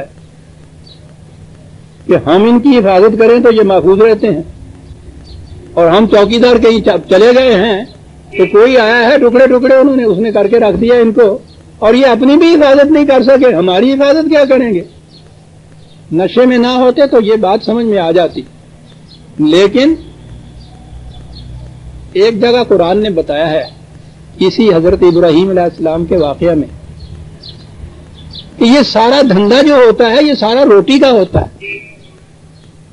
اتنا بڑا اقتدار مملکت کے اندر حاصل, چنگی چوکی کھانو, چوریاں کھانو, ساری دنیا میں بہترین کھانا جو ہوتا ہے وہ ان کے ہاں جاتا ہے. اور ان کے ہاں تو اس زمانے میں, اب بھی ہمارے ہاں یہ ہے پرانے زمانے کے گاؤں میں, فصل کی سب سے پہلی چیز, پہلا پھل, پہلا دودھ, پہلا وہ سارا ان کے ہاں آتا ہے. تو یہ بھی تو چیزیں ہیں جس کے لیے انہوں نے محفوظ رکھنا ہوتا ہے ان بتوں اور بت قدوں کو. یہ ان کی معیشت کا ذریعہ ہوتے ہیں. دہائی مجا دیتے ہیں پھر, کس نے یہ کر دیا, جس نے یہ کیا ہے بڑا ظالم ہے. وہ قالو سمعنا فتى یذکرہم یقال لہ ابراہیم. انہوں نے کہا کہ یہ اس کے لیے کسی سی آئی ڈی کے بٹھانے کی ضرورت ہے. تو وہ جو باتیں کرتا تھا, اعلان اس نے کیا تھا کہ یہ میں کچھ کروں گا, وہ ابراہیم. بڑا انداز ہے قرآن کا کہنے والا, جیسے یہ کہتا نا کہ وہ نوجوان جو یہ کچھ کہا کرتا وہ ابراہیم. یوں ہے قرآن نے جیسے جو بات کی ہے اسی نے یہ کیا ہوگا. اچھا, قالوا فاتوا به علی اعین الناس لعلهم یشهدون. کہا لاؤ پکڑ, اعین الناس, عوام کے سامنے کھڑا کرو اس کو. یہ ہے سارا راز. عوام کے جذبات کو مشتعل کرنے میں ہی تو ان کی قوت کا راز ہوتا ہے. عوام کے سامنے لاؤ. بہت اچھا. وہ بھی ابراہیم تھے, انہوں نے بھی یہ نہیں کہا کہ نہیں صاحب یہ تفتیش تنہائی میں ہوگی. انہوں نے کہا ٹھیک ہے, یوں ہی ہونی چاہیے. قالوا أأنت فعلت هذا بآلهتنا یا ابراہیم؟ کہا کیا ابراہیم تم نے یہ کچھ کیا ہے؟ اب دیکھیے کس انداز سے وہ لا رہے ہیں، جس نقطے اور مقصد کی طرف لانا مقصود تھا کس انداز سے لایا جا رہا ہے ان کو. قال بل فعلہ، کہا اس بات کو تو بعد میں پوچھنا مجھ سے کہ کس نے یہ کیا ہے. کبیرہم ھذا، یہ جو سب سے بڑا ہے یہ تو انٹیکٹ اسی طرح سے بیٹھا ہوا ہے نا. فسألوہم ان کنتم ینطقون، اس سے ذرا پوچھو نا کہ تیرے سامنے یہ سب کچھ ہوا ہے کس نے کیا ہے، سب سے بڑی شہادت تمہیں مل جائے. مجھ سے یا کسی اور سے یہ تو بعد میں پوچھنا.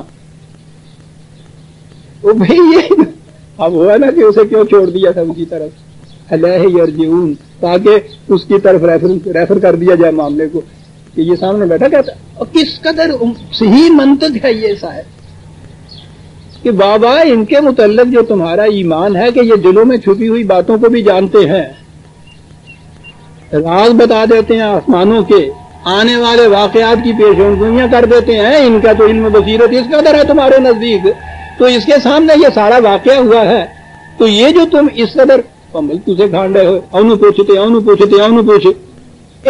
کارے واسطے کرتے پہ ہے. یہ جو بیٹھا ہے سامنے اس سے کیوں نہ پوچھ. ان کانو ینطقون، اگر یہ بولا کرتے ہیں تو ذرا پوچھو تو صحیح. تم نے دھاک بٹھا رکھی ہے باہر کے، آج مہاراج دیوتا نے ہم سے یہ کہا ہے، آج دیو جی نے یہ کچھ کہا ہے، تو کہتے ہو نا روز ان لوگوں سے کہ انہوں نے یہ کہا، انہوں نے یہ کہا. کہ اگر واقعی یہ کہتے ہیں تو پھر آج تو وقت ہے ایسا کہ ان سے پوچھو، یہ بتائیں، خود بتائیں، بات صاف ہو جائے گی کہ کس نے ایسا کیا ہے. فرجعوا الی انفسہم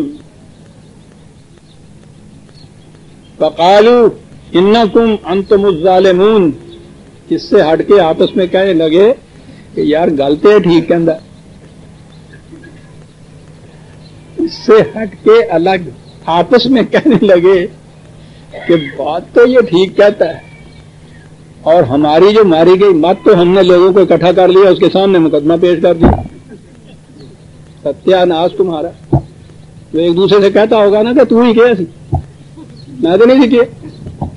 وہ کہا تم کس مصیبت میں پھنس گئے، بات ٹھیک ہے یہ کرے گا وہ. ثم نکسوا علی رؤوسہم، یوں سرنگوں ہو کے بیٹھ گئے، عجیب مخمس میں پھنس. اور کہا ابراہیم نے کہا ہوگا کہ بھئی بات کیوں نہیں آگے آپ چلاتے، تفتیش ہو رہی ہے مقدمے کی، بات میں نے کہی ہے کہ آگے چلاؤ. کہا لقد علمت ما ہؤلاء ینطقون، ابراہیم تمہیں تو پتا ہے کہ یہ بولا نہیں کرتے. ابراہیم تمہیں تو پتا ہے، اس لیے بھی کہ تم تو اجنبی نہیں ہو، تم تو اس گھر کے بیٹے ہو جہاں یہ بنائے جاتے ہیں، گھڑے جاتے ہیں. تمہارے تو سامنے یہ سارے بت بنتے ہیں. کیا بات ابراہیم تمہیں تو پتا ہے نا یہ کہ یہ بولا نہیں کرتے. انہوں نے کہا کہ مجھے تو پتا ہے، جنہیں تم دھوکہ دیتے ہو نا، بولا کرتے ہو، میں تو ان کی خاطر یہ بات کہہ رہا ہوں، ذرا سمجھاؤ نا ان کو کہ بولا کرتے ہیں. مجھے بھی پتا ہے، اور کہا کہ تمہیں بھی پتا ہے کہ یہ بولا نہیں کرتے. یہ جو ان کو تم نے اکٹھا کیا، بات تو ان تک پہنچانے کی ہے کہ یہ بولا نہیں کرتے. سوچیے عزیزان من، کیسا عجیب طریق تھا یہ اس مقام پہ لانے کے لیے کہ یہ کن کی پرستش کرتے ہیں، اور عوام کو بتانے کے لیے کہ یہ لوگ تم سے کن کی پرستش کرواتے ہیں. اور وہاں پھر ان سے قال افتعبدون من دون اللہ ما لا ينفعكم شيء ولا يضركم، کہا بتاؤ تو صحیح کہ تمہیں نفع نقصان پہنچانا تو ایک طرف، جو اپنی حفاظت بھی نہیں کر سکتے، پھر ان کی کیفیت یہ ہے کہ ان کے سامنے ایک واقعہ ہوتا ہے، وہ بتا نہیں سکتا کہ یہ کس نے یہ کیا، وہ تمہارا ستیہ ناش، ان کو اپنا خدا بنائے ہوئے ہو، ان سے تو عام انسان زیادہ افضل ہے کہ وہ کم از کم چھوٹے درجے بھی صحیح، ہاتھ سے ہی صحیح اپنی حفاظت تو کر سکتا ہے، بتا تو سکتا ہے کہ میرے ساتھ کس نے کیا۔ تم میں کا ہر فرد وہ ادنا سے ادنا کیوں نہ ہو، اس بڑے سے بڑے دیوتا سے افضل ہے۔ کیا ہو گیا تمہیں کہ اس کے سامنے تم جھکتے؟ یہ ہے انداز اسوہ ابراہیمی، بات سمجھانے کا انداز۔ اف لکم ولما تعبدون من دون اللہ افلا تعقلون،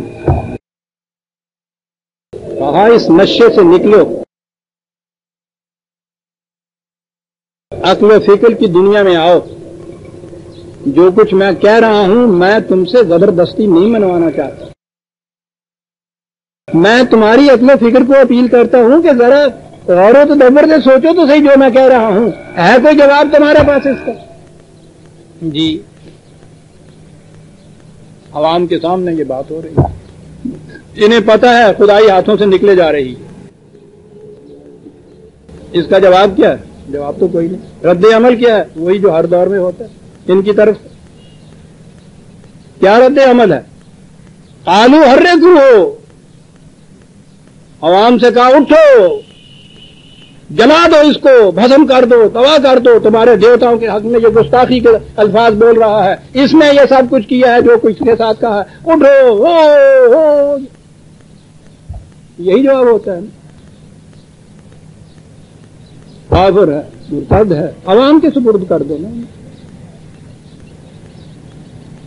اور ایک ٹکڑا قرآن نے کہا ہے، ساری بات کہہ گیا۔ ان کا لفظ ہوتا ہے نا یہ، اٹھو، اسے پکڑو، آگ میں جلا دو، بھسم کر دو، تباہ کر دو، اور اس طرح اپنے دیوتاؤں کا بول بالا کرو۔ قرآن کہتا ہے وَانصُرُوا آلِهَتَكُمْ إِن كُنتُمْ فَاعِلِينَ، یعنی وہ دیوتا جو اپنی حفاظت نہیں کر سکتے تھے، تم اس کو آگ میں ڈال کے ان کا بول بالا کرو، پھر متواڈا۔ کیا بات! وہ اپنا بول بالا کرانے کے لیے تمہاری اس قوت کے محتاج ہے۔ انہی کے کون ہیں یہ سارے یہ کہتے ہیں بول بالا کرو ان کا۔ معاملہ یہاں تک آ پہنچا۔ میں قرآن کے مختلف مقامات میں جو تفاصیل دی نا، میں نے عرض کیا میں ایک ایک آیت نہیں لاتا، بے شمار آیات میں یہ چیز ہے۔ اگر زیادہ تفصیل چاہتے ہیں تو میں عرض کروں، میری کتاب جو ہے نا جوئے نور، اس میں یہ سارے انبیاء کرام کے واقعات ہیں، یہ بھی چیزیں ہیں، تو اس میں تو یہ تفصیلیں ہیں ہر مقام کی آیتیں۔ یہاں میں ایک ایک مقام آپ کے سامنے لا رہا ہوں، بات اسی سے ساری واضح ہو جاتی ہے، یہاں تک معاملہ پہنچ جاتا ہے۔ قرآن کریم بتاتا ہے کہ پھر انبیاء کرام کے پروگرام میں ایک اور بات آتی ہے، یہ میں نے شاید ریفرنس نہیں دیا، 21/67 اور اس سے اگلی آیات 21/67 70 71 تک، یہ ہر کوہ والی بات جو تھی کہ اٹھو، جلاؤ، بھسم کرو، نہیں، ایک بات وہی ہے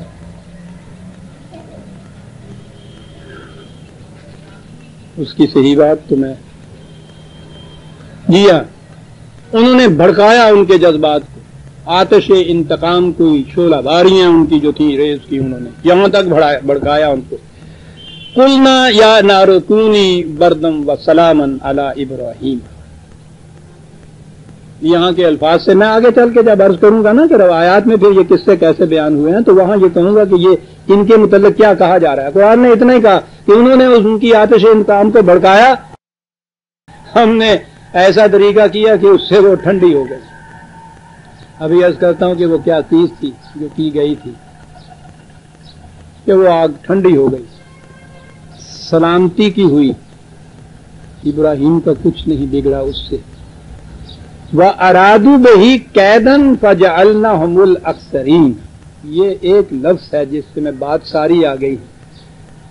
کہ یہ سچ مچ کے الاؤ نہیں وہاں ڈہکائے گئے تھے، لکڑیاں نہیں جلائی گئی تھی، اس میں ابراہیم کو ڈالا نہیں گیا تھا، جیسا وہ آگے ہے کہ وہ پھر وہ آگ پھول نہیں بن گئی تھی، اس میں سے ابراہیم ایسے نہیں نکلے تھے۔ ارادو بہی، کیا دن پہلے تو ارادو، انہوں نے ایک پلان کیا، کید کہتے ہیں خفیہ پلاننگ کو، اور وہ بھی ارادو ہے، یعنی ایکچولی وہ ایکچولی نہیں انہوں نے ابھی ایگزیکیوٹ کیا تھا، اس کو عملاً نہیں وہ سامنے لائے تھے، انہوں نے ایک پلان کا ارادہ کیا تھا صرف، اور ہم نے فجعلناہم الاخسرین، ہم نے وہ ان کا ارادے میں ہی تھی ابھی وہ پلاننگ کی بات، تو ہم نے وہیں سے اس معاملے کو ختم کر دیا۔ ونجیناہ، محفوظ نکال کے لے گئے ابراہیم کو ہم، اور یہ کیا نکالنا ہوتا ہے؟ یہ ہوتا ہے ہجرت کا مقام۔ چنانچہ یہ ہے وہ مقام ہجرت، ہر نبی کے پروگرام میں عام طور پر یہ مقام آتا ہے۔ یہ ہجرت جو ہے یہ فرار نہیں ہوتی، جان بچا کے بھاگنے کا نام نہیں ہوتا۔ نبی کا پروگرام یہ ہوتا ہے کہ وہ ایک خطہ زمین میں خدا کا نظام قائم کرے، وہ جہاں پیدا ہوتا ہے سب سے پہلے وہاں کی وہ قوم اس کی مخاطب ہوتی ہے، اور اس کی کوشش ہوتی ہے کہ وہ وہیں یہ نظام قائم ہو جائے، پہلی کوشش وہی ہوتی ہے، ہونی چاہیے، نیچرل ہے، وہ کوشش کرتا رہتا ہے۔ جب وہ یہ دیکھتا ہے کہ یہاں اب کوئی امید نہیں اس کی، تو وہ اپنی باقی عمر اور باقی اپنی کوششیں یہ جانتے ہوئے کہ یہاں اس کی امید نہیں ہے خامخواہ کے لیے ضائع نہیں کرتا، پھر اس کے سامنے تو ایک مقصد ہوتا ہے، اس قرائے ارض کے کسی خطے میں نظام خدا بندی قائم کرنا، یہ چیز کو اسی خطے کے اندر کرنا ہے۔ وطن کی زنجیریں اتنی محکم نہیں ہوتی جو اس کے پاؤں میں پڑ جائیں کہ وہ جانتا ہے کہ یہاں نہیں ہو سکتا، اس کے باوجود وہیں بیٹھا رہتا ہے۔ وطن اس کے نزدیک کوئی شے نہیں، اس کی حیثیت اتنی ہے کہ وہاں پیدا ہوتا ہے، تعلقات ہوتے ہیں، یہ چاہتا یہ ہے کہ یہیں یہ چیز ہو جائے تو اچھا ہے، لیکن جب وہ اس نتیجے پہ پہنچ جاتا ہے کہ یہاں اس کا امکان نہیں ہے، تو پھر وہ باقی عمر اور باقی وقت وہاں بیٹھ کے ضائع نہیں کرتا۔ مقصد تو اس کا کسی جگہ خدا کے نظام کو قائم کرنا ہوتا ہے، یہاں نہیں ہے، جہاں امکان ہے وہ وہاں چلا جاتا ہے۔ نبی ایسے وقت پر اس مقام کی طرف چلا جاتا ہے جہاں اس مقصد کے حصول کے امکانات زیادہ روشن ہوتے ہیں، اسے ہجرت کہا جاتا ہے۔ کتنے حسین لفظ ہیں جن میں نبی کے اس ارادے یا اس عمل یا اس اقدام کو بیان کیا گیا ہے۔ قرآن ہے عزیزان من، دو لفظوں میں وہ ساری بات کیا جاتا ہے جو ہم صفوں میں بھی بیان نہیں کر سکتے۔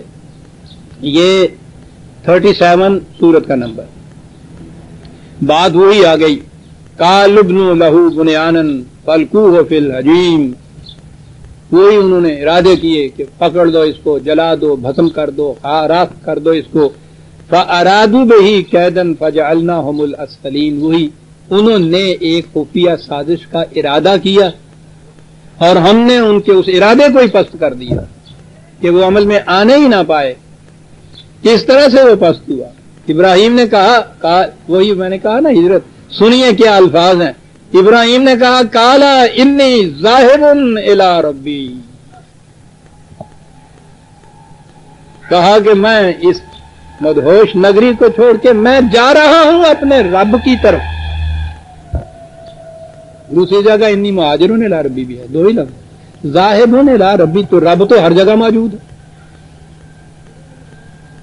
وہ یہ تھوڑا ہے کہ وہ کوئی خاص مقام تھا، خاص ملک تھا، خاص جگہ تھی جہاں وہ بیٹھا ہوا تھا، وہ تو ہمارے ذہن کے محدود نقشے ہیں جو اس کو ہر دوار کہتے ہیں کہ ہری کا دوار وہ ہے، اس کا تو دوار کوئی نہیں ہوتا الگ، وہ تو ہر جگہ ہوتا ہے۔ تو یہ کیا کہا کہ میں جا رہا ہوں الی رب، اپنے رب کی طرف، میں اس مقام میں جا رہا ہوں، اس مقام کی طرف جا رہا ہوں کہ جہاں میرے خدا کے نظام ربوبیت کے قائم ہونے کے امکانات زیادہ ہیں، میں ادھر جا رہا ہوں، وہاں جا رہا ہوں جہاں جو نظام قائم ہوگا ساری دنیا دیکھے گی کہ ہاں رب کا نظام اسے کہتے ہیں۔ یہاں رب مشہود شکل میں سامنے نہیں ہے ان کے، وہاں اس رب کا نظام محسوس و مشہود شکل میں سامنے آ جائے گا۔ میں جا رہا ہوں اس طرف۔ قالا انی ذاہب الی ربی، ٹھیک؟ ابھی تو میں نہیں کہہ سکتا کہ وہاں جا کے میرا پروگرام کیا ہوگا، کیا بات ہے لفظوں کی۔ مجھے نظر آتا ہے کہ یہاں کے مقابلے میں وہاں امکانات زیادہ ہے۔ سیادین، مجھے امید یہ ہے کہ وہاں میرا خدا مجھے ایسے راستے دکھا دے گا جن کی بنا پہ یہ پروگرام تکمیل تک پہنچ جائے گا۔ راستے وہاں جا کے دکھائے جائیں گے، ابھی نہیں میں یہ کہہ سکتا۔ اس طرح سے وہ اس مقام کو، اس اپنے وطن کو، قبیلے کو، ان کو چھوڑ کے اور یہاں سے چلے گئے۔ اسے ہجرت کہا جاتا ہے۔ یہ قریب قریب ہر نبی کے پروگرام میں یہ چیز آتی تھی۔ اقبال نے چند شعروں میں ہجرت کا جو مفہوم ہے اسے واضح کیا ہے کہ ہجرت آئین حیات مسلم است۔ پہلی چیز تو یہ ہے کہ ہجرت کا ایک پہلو تو یہ ہے کہ اپنا وطن، اپنا گھر بار اس کو چھوڑنا۔ ہجرت کے معنی ہے ترک کر دینا، چھوڑ دینا، قطع تعلق کر لینا۔ وہ کہا کہ یہ کسی خاص نبی کا مقام نہیں، اس کا مسلک نہیں، آئین حیات مسلم است۔ جس کی زندگی کا بھی مقصد یہ ہو کہ ہم نے کہیں خدا کا نظام قائم کرنا ہے، تو اب وہ پاؤں توڑ کر اس مقام میں بیٹھ نہیں جائے گا کہ جہاں وہ پیدا ہوا ہے، جہاں اس کا وطن ہے۔ وہ دیکھے گا کہ یہ ہے کہ کہاں اس کے لیے زیادہ امکانات ہیں۔ تو یہ جو وطنیت ہے نا، یہ جو اس نے کہا ہے کہ آج تو وطن سب سے بڑا بت ہے نا دنیا میں۔ وطنیت کوئی شے نہیں ہوتی، اس اعتبار سے تو ہوتی ہے کہ جہاں پیدا ہوا ہے وہاں حفاظت سے رہنا چاہیے، محفوظ رہنا چاہیے، وہاں بھی ہمیں اپنا یہ پروگرام جو ہے اس کو عام کرنا چاہیے اس حد تک۔ لیکن اگر یہ دیکھا جائے کہ یہاں اس کے امکانات نہیں ہیں تو پھر اس لیے کہ یہ میرا وطن ہے، یہ گھر بار ہے کہ ٹھیک ہے نہیں ہے تو کوئی بات نہیں، یہاں بیٹھے اللہ اللہ کرتے رہیں گے، یہ مسلم کی حیات کا آئین نہیں ہے۔ اس کا آئین یہ ہے کہ پھر جہاں وہ دیکھے کہ یہ زیادہ امکان ہے اس کا، وہاں اس کو قائم کر۔ مقصد تو اس وطنیت سے نہیں تھا، مقصد تو کسی خطہ زمین سے تھا جہاں یہ نظام قائم ہو سکے۔ ہجرت آئین حیات مسلم است، ایز اسباب ثبات مسلم است۔ واہ واہ، اسباب ثبات مسلم، اصل چیز تو یہ اسٹیبلش کرنا، یہ ترجمہ ہے اس کا۔ اس آئین کو اسٹیبلش کرنا ہے نا، اس اسٹیبلش کرنے کے لیے جو مختلف اسباب اور ذرائع چاہیے اس میں سے یہ ایک ذریعہ ہوتا ہے، اسباب ثبات مسلم است۔ اور کیا شعر ہے اگلا، مانیے ہو از تنک آبی رام است۔ کہا ذرا سوچو تو صحیح، نخلستان میں ایک چشمہ ہوتا ہے، تھوڑا سا پانی وہاں ہوتا ہے، کہیں کوئی جیسے ہمارے ہاں گاؤں کے باہر جہاں کوئی پانی زیادہ نہ ہو، کوئی تھوڑی سی جھیل، تو اس کو اردو میں ہی کہتے ہیں، آپ کہنے نے پنجابی جی چھپڑ کہنے نے ساڈے، تلا کہہ لو تسی، تھوڑا سا حصہ جہاں پانی ہوتا ہے، سیدھی سی بات ہے۔ نخلستانوں میں عام طور پر صحراؤں میں کوئی جگہ ہوتی ہیں جہاں پانی ہوتا ہے۔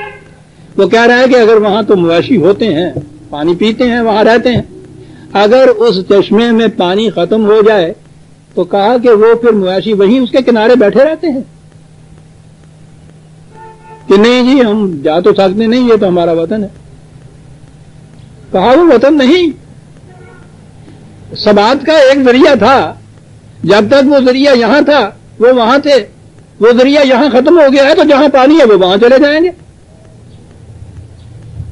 کہا اسے آپ فرار تو نہیں کہتے نا، سنیے کیا ہے تشبیہ، مانیے ہو از تنک آبی رمست، مانے اس کے یہ ہے کہ جہاں پانی ختم ہو جائے وہاں سے دوسری جگہ چلا جائے جہاں پانی ہے، ترک شبنم بحر تسخیر یامست، یہ تو شبنم کو چھوڑتے ہیں سمندر کی کو تسخیر کرنے کے لیے. ترک شبنم بحر تسخیر یا مست. کیا بات تھی اس شخص کی عزیزان مان، کیا تشبیہیں تھی اس کی. ساری دنیا میں ہمارے یہاں ہجرت کے معنی یہ، وہ انگریزی میں فلائٹ اس کا ترجمہ کیا جاتا ہے، فرار، بھاگ گئے یہاں سے، جان بچا گئے. وہ کہتا ہے یہ جان بچا کے بھاگنا نہیں، ترک شبنم بحر تسخیر یا مست. ہاں ہاں، اب یہاں سے وہ جائے. اب وہ مقام آیا جو میں نے عرض کیا تھا. یہ چھوڑنا صرف وطن کا چھوڑنا نہیں ہے، سارے علائق کا چھوڑنا ہے، عزیز رشتہ داروں کا چھوڑنا ہے، قوم کا چھوڑنا ہے، قبیلے کا چھوڑنا ہے، اپنی جتنی بھی مملکات ہیں ان کا چھوڑنا ہے، ہر چیز کا چھوڑنا ہے اور اعلان کر کے یہ کہنا ہے. اب دیکھیے یہ مقام آیا ہے جہاں کہا ہے قد کانت لکم اسوۃ حسنۃ فی ابراہیم والذین معہ. ابراہیم اور ان کے ساتھیوں کی زندگی میں تمہارے لیے اسوہ حسنہ ہے. عام زندگی تو یہ ہے نا کہ جس قسم کے عزیز رشتہ دار، تعلقدار، شہری، قبیلہ، برادری، ٹھیک ہے ان کے ساتھ پناہ بنا کے رکھ کے ٹھیک ہے بھائی، موسیٰ بدین خیش، عیسیٰ بدین خیش، اس قسم کی چیزیں جو ہے بنائی ہوئی ہیں ہم لوگوں نے. کہا نہیں، ابراہیم اور اس کے ساتھی جو گئے تھے ان کی زندگی میں تمہارے لیے اسوہ حسنہ ہے. کیا مقام ہے جہاں کہا گیا اذ قالوا لقومہم، جب انہوں نے اعلان کیا اور اپنی قوم سے کہا کہ انا براء منکم ومما تعبدون من دون اللہ، تم اور جن کی تم معبودیت اختیار کیے ہوئے خدا کو چھوڑ کے ہم ان سب سے بیزار ہیں، تم سے بھی بیزار ہیں، تمہارے معبودوں سے بھی بیزار ہیں. اعلان کیا تھا. یہ ہے اسوہ.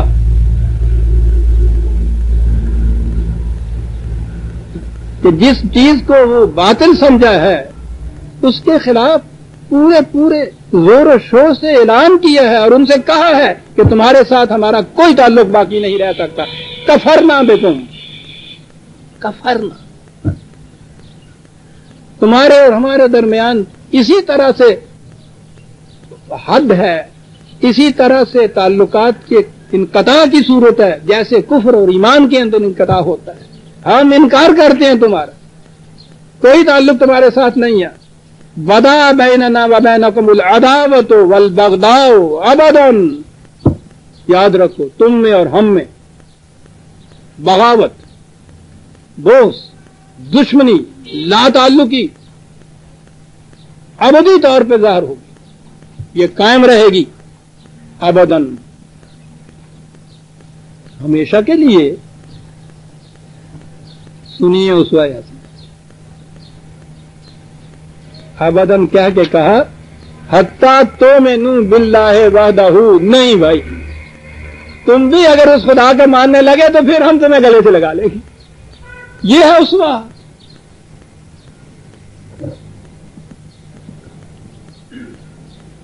جب تم حق کے خلاف ہو، اعلانیہ خلاف ہو، سب کچھ میں نے کر کے دیکھا، دلائل و براہین سے، مشہود شہادتوں سے تمہیں قائل کرنے کی کوشش کی، تم نہیں مانے بلکہ الٹے ہمارے جان کے لاگو ہو گئے، یہاں تک پہنچ گئے، تو ٹھیک ہے، ہمیں بھلا ان سے کام کیا ہے جو تجھ سے ناآشنا رہے ہیں. اب تمہارے ہمارے ساتھ کوئی تعلق نہیں، منقطع ہو گئے تمام تعلقات. اور وہاں ابداً کہا ہے. اب ابداً سے تو یہ ہو سکتا تھا نا کہ ہمیشہ ہمیشہ کے لیے یہ کہا گیا، یعنی کتنی بڑی چیز ہے.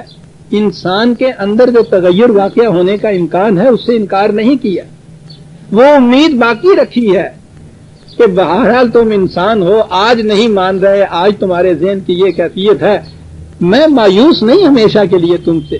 ہو سکتا ہے کہ کل کو وہ وقت آ جائے کہ تم بھی یہ حقیقت، اس حقیقت کو تسلیم کر لو، تو اس وقت یہ ذہن میں نہ سمجھ لینا کہ ہم تو کہہ گئے ہیں کہ تمہارے اور ہمارے تعلقات ہمیشہ کے لیے منقطع ہو گئے، تو اس لیے اس حقیقت کے تسلیم کرنے کے بعد بھی یہی صورت رہے گی. کہا نہیں، حتیٰ تؤمنوا باللہ وحدہ، تم بھی خدا کو اگر مان لو گے اسی طرح سے تو تم ہمارے اپنے ہو جاؤ گے. اب اپنے اور بیگانے کا معیار یہ ہو گیا عزیزان من، باپ بھی اگر اس پہ نہیں آتا ہے تو اس سے قطع تعلق، فلسطین کا چرواہا اگر اسے مانتا ہے تو اس کے ساتھ تعلقات وابستہ، اور یہی تو دو قومی نظریہ۔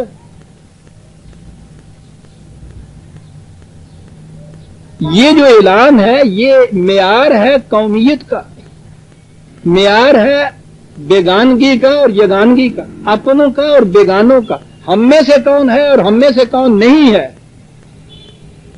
باپ میں بھی اگر اشتراک نہیں ہے اس نظریے کا، باپ دوسری قوم کا فرد ہے۔ نئی جگہ جا رہے ہیں، وہاں جن کے ساتھ نہ خون کا تعلق، نہ وطن کا تعلق، نہ رشتہ داری کا تعلق، نہ زبان کا تعلق، کچھ تعلق پہلے سے نہیں ہے۔ تعلق وہ جو تھا نا کہ میں جا رہا ہوں وہاں، تو نظر آتا ہے کہ وہاں امکان تھا، وہاں تھے لوگ ایسے جو اس حقیقت کو مانتے تھے۔ اس حقیقت کو ماننے والے ہر بات میں ان سے مختلف، لیکن اس بات میں اشتراک تو وہ اپنے۔ یہ جو ہر بات میں اپنے تھے، اس بات میں اختلاف تو یہ بیگانے، اور یہی تو دو قومی نظریہ۔ یہ تھی جس کی ابتدا یہاں ہوئی ہے، اور یہاں کہا گیا ہے کہ تمہارے لیے ابراہیم اور ان کے ساتھیوں میں اسوہ حسنہ ہے۔ ان مقامات سے گزرنے کے بعد یہ اعلان کہ اپنے اور بیگانے کا معیار یہ ہوتا ہے، قومیت کی تشکیل کا مدار اس کے اوپر ہے۔ یہ ہے جہاں تک ہم پہنچے۔ اب یہاں سے حضرت ابراہیم علیہ السلام کہا ہے اپنے چند ساتھیوں کو ساتھ لے کے، جو بھی تھے، یہاں سے چلے گئے، یہی فلسطین کے میدانوں کے اندر آ گئے، اور وہاں پھر ایک نئی منزل شروع ہوتی ہے ان کی زندگی کی۔ فقد آتینا آل ابراہیم الکتاب والحکمت وآتیناہم ملکا عظیما، 4/54 4/54۔ وہاں نبوت تو تھی، ضابطۂ قوانین دیا، حکمت دی، دلائل دی، برہان، اور پھر ان کو بہت بڑی مملکت بھی دی۔ یہ ہے وہ چیز، وہ جو ثبات ہے مسلم کا، اس کے لیے اپنی آزاد مملکت کا ہونا ناگزیر ہے۔ یہ ہے اسوہ ابراہیمی۔ جہاں پیدا ہوا ہے پوری کوشش کرے، وہاں ناکامی ہے، امکانات نہیں ہے آئے اندر کے لیے، تو وطن کی 4 دیواریاں اس کے لیے محبس یا قید خانہ نہ بن جائیں، وہاں چلا جائے جہاں امکانات زیادہ روشن ہیں، اور وہاں جائے تو آپ دیکھیے گا کہ پھر کتنا فرق ہو گیا۔ یہاں اس قسم کے باطل پرستوں کے محکوم اور محتاج ہو کے رہنا تھا، وہاں گئے ہیں تو خدا کی کتاب، خدا کی حکمت، اور آتیناہم ملکا عظیما۔ وہ کہتے ہیں نا کہ صاحب نبوت جو ہے وہ تو ایک بس وہ تعلیم سی ہوتی ہے، بعض و نصیحت والی بات، اس کے لیے ضروری نہیں ہے کہ مملکت بھی اپنی ہونی چاہیے۔ کہ ابراہیم علیہ السلام کا جو اسوہ بتایا گیا ہے، اسوہ کی تو ایک شک یہ ہے کہ ان کے پاس اپنی مملکت ہونی چاہیے جب اسلام کا تمکن ہوتا ہے۔ یہ بھی اسوہ ابراہیمی کے اندر ہے صاحب۔ اب ہم اس مقام پہ پہنچے جہاں زندگی کی ان کی نئی منزل شروع ہو گئی، دوسرے مملکت میں آ گئے، دین کا تمکن وہاں ہوا، ایک مملکت عظیم مل گئی، کتاب ملی، حکمت ملی، اس کے بعد بیٹے ملے، اولاد ملی۔ اگلی زندگی جو ہے اسے ہم آئندہ درس پہ اٹھا رکھتے ہیں۔